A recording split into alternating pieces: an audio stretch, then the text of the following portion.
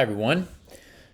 So here to describe what you're going to do in section 5, and this is an assignment that you are going to complete around the types of teacher moves and the types of scenarios that we all, over the last few years of using teamwork, these are the scenarios we see most commonly. So we're here in section 5, and I'm going to go ahead and open this, which I already have open. Let me close both of those. Okay, so we know that classrooms are dynamic. Any number of things could happen, especially when you put groups of students together.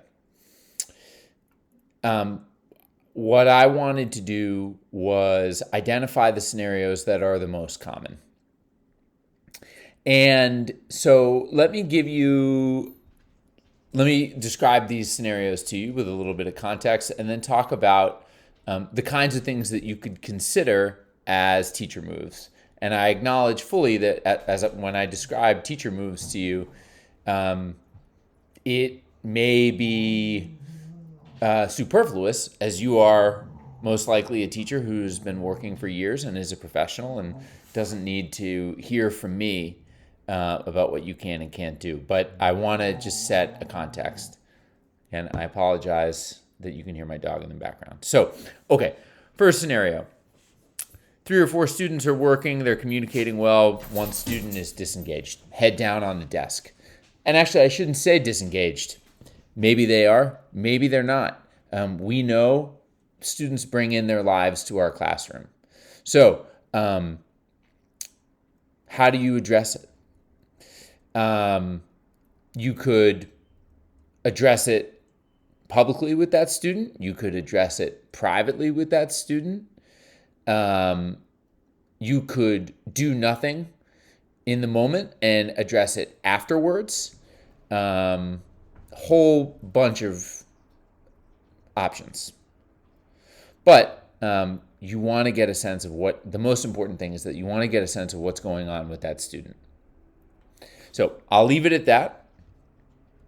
Okay, next scenario. You're in a teamwork on a math problem. 2 of the members are working well, but the other 2 are openly frustrated and have sort of just given up. And you can tell that based on their comments and their body language. This is very common, especially in the situations in which I've run teamwork where there is a right answer. So, understanding, of course, that if you want to avoid this, you could just, even in math or science, you could run teamwork activities that are more about process than they are about finding the right answer. But regardless, you're there in the moment. You have to figure out what to do. So I'll say again, I think that there's always 2 or 3 lanes here. There's the lane of, do you address it with the group in the moment? Do you address it with those students privately? Ask them to step aside? Do you do nothing in the moment because there isn't extreme harm being caused, and you just try to deal with it after the fact? Lot of different potential ways. Again, your goal is you want to try to get those 2 who are the fast movers, who know how to get the job done. You want them to understand that your goal is not necessarily a competition to see who can answer the fastest. Your goal is a useful, inclusive collaboration.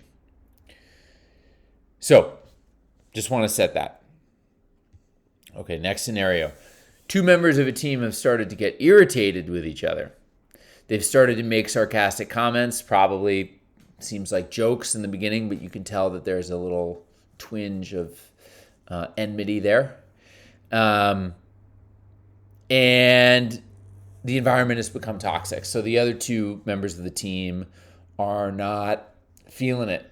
It just feels uncomfortable, kind of like if you're at a dinner party and your 2 friends in a relationship start sort of bickering. It's uncomfortable. It's unclear what to do. Fortunately, in this scenario, you're the authority. And I think that this is a scenario that can be addressed in the moment publicly. but I'll leave it to you to decide how. So lastly, you have one member of a team is totally dominating the exercise. This we see all the time. Similar choice. Do you deal with it in the moment? Do you wait until after? I think my personal preference is that I would deal with this in the moment. I might even call that kid aside, or you could just be transparent. Maybe you gamify it and you take away that student's ability to speak. You say you can now no longer speak. Or even better, you take away that student's ability to make statements. All they can do is ask questions. Or maybe you do that and you ask them to only use 3 or 4 before me. So they have to wait until 4 other people have contributed before they can contribute another idea. But your goal here is, again, you want that dominant student to understand success is not the speed of the completion of the activity. It's the equity, the inclusiveness of the collaboration. So these are scenarios that I think are really worth considering, and I look forward to reading your perspectives on how to deal with them.